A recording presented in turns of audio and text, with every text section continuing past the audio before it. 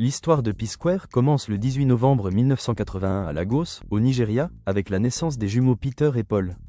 Comme beaucoup de familles nigérianes, leurs parents travaillaient dur pour assurer un avenir meilleur à leurs enfants, en commençant par le financement de leurs études. Ils mènent une vie paisible et ordinaire, jusqu'à ce qu'une passion commune pour la musique émerge au lycée catholique Saint-Mourouba. Là, les jumeaux rejoignent le club musical et théâtral de l'école, où ils commencent à apprendre la danse et le chant. Très tôt, leur amour pour la musique s'intensifie. Après l'école, ils allument la télévision et reproduisent les danses et les gestes de leurs idoles comme MC Hammer, Michael Jackson et Bobby Brown. Peu après, avec 3 amis, ils forment un groupe nommé MMMPP, basé sur les initiales des membres. Ce groupe commence à se produire lors des fêtes scolaires, et parallèlement, les jumeaux créent un groupe de break dancers nommé Smooth Criminal, en hommage à Michael Jackson. Cependant, comme souvent dans les groupes, des frictions apparaissent et un membre finit par partir, réduisant le nom du groupe à MMPP. Malgré cela, le groupe se fait connaître et commence à se produire en dehors de leur quartier. Les jumeaux, eux, souhaitent se perfectionner dans le domaine de la musique.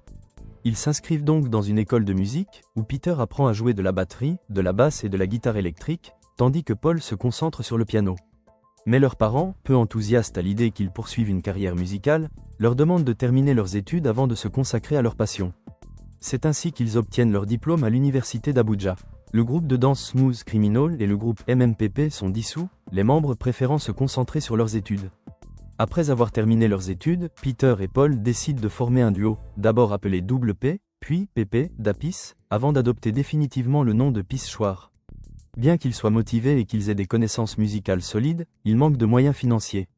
De plus, leurs parents leur conseillent vivement de trouver des emplois stables plutôt que de poursuivre leurs rêves musicaux.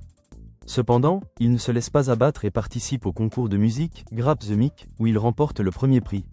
Ce succès leur permet d'obtenir un financement de la marque de cigarettes Benson et Edges, leur permettant ainsi d'enregistrer leur premier album, Last Night.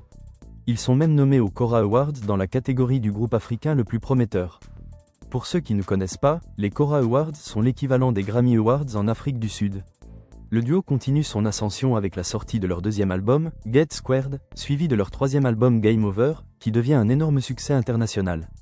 Ce dernier, avec des titres comme No One Like You et Dome, permet à P-Square de s'imposer sur la scène mondiale, notamment aux États-Unis, et ouvre la voie à une carrière encore plus vaste.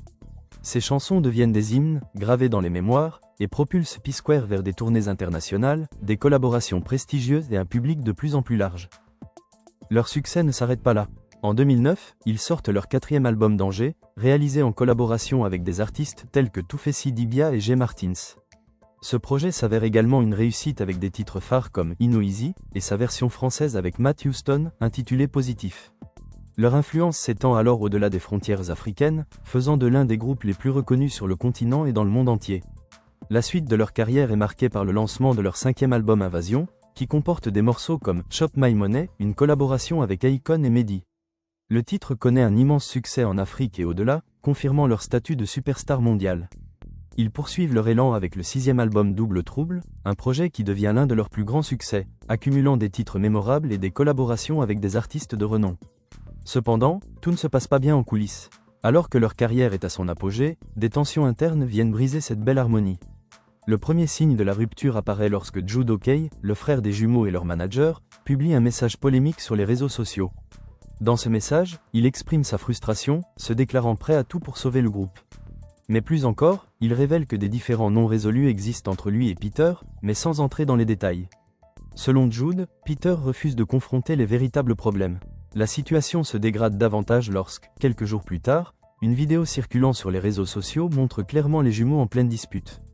La vidéo choque leurs fans, car on y voit Peter et Paul se battre, donnant ainsi un aperçu brutal des tensions internes qui existent depuis un certain temps. En plus de cette scène choquante, Paul accuse publiquement la femme de Peter d'être la cause de la séparation, la qualifiant de manipulatrice. Ce message lance une vague de spéculation parmi les fans et les médias, certains croyant que la femme de Peter est à l'origine de la rupture.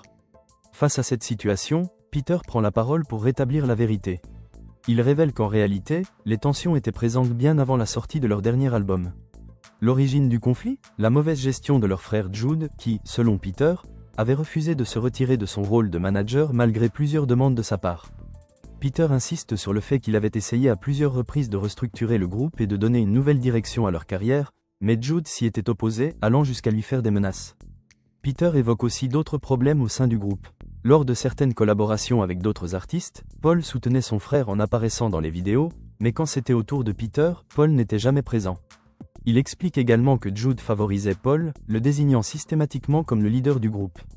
Cette dynamique a conduit Peter à se sentir mis à l'écart, surtout quand Paul a commencé à revendiquer la paternité exclusive des paroles des chansons du groupe, ce qui a encore exacerbé la situation.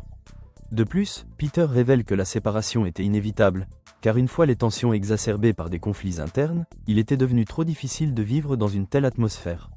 Il affirme également que Jude l'avait menacé de nuire à sa femme, une déclaration qui donne une idée de l'intensité des frictions. Finalement, après plusieurs mois de tensions et de disputes publiques, les frères O'Kay semblent avoir trouvé un terrain d'entente. Bien que leurs différends aient pris des proportions médiatiques, il est évident qu'ils ont pris le temps de résoudre leurs problèmes internes. Lors d'une interview ultérieure, Paul a partagé son point de vue sur la situation. Il a expliqué que la séparation du groupe n'était en aucun cas liée à des divergences musicales. Selon lui, ce n'étaient pas les choix artistiques ou les ambitions musicales qui avaient mis fin à P-Square, mais plutôt des problèmes familiaux non résolus et des tensions personnelles qui étaient trop profondes pour être ignorées. Cette révélation a permis à beaucoup de leurs fans de comprendre que derrière la séparation du groupe se cachaient des conflits bien plus complexes que ceux visibles en surface. Les deux frères, après avoir traversé cette épreuve, semblent aujourd'hui être parvenus à un accord et ont mis de côté leurs différends. Ils ont retrouvé une certaine stabilité, bien que leur relation n'ait jamais été la même qu'avant. Cette histoire démontre à quel point les dynamiques familiales peuvent affecter une carrière professionnelle. Les tensions familiales peuvent parfois se révéler aussi, voire plus puissantes que les conflits professionnels, et avoir des conséquences durables sur les carrières et les relations personnelles. Pour les fans, la question persiste, P-Square pourrait-il se reformer un jour ? Beaucoup espèrent que, malgré leur parcours séparés, les deux frères finiront par se retrouver sur scène ensemble. Bien que la scission ait marqué un tournant dans leur carrière, une chose reste certaine, leur héritage musical demeure indélébile. P-Square restera dans l'histoire comme l'un des duos les plus influents de la musique africaine. Leur contribution à l'industrie musicale est inestimable et ils continuent d'inspirer de nombreux artistes aujourd'hui. Et toi, que penses-tu de cette histoire ?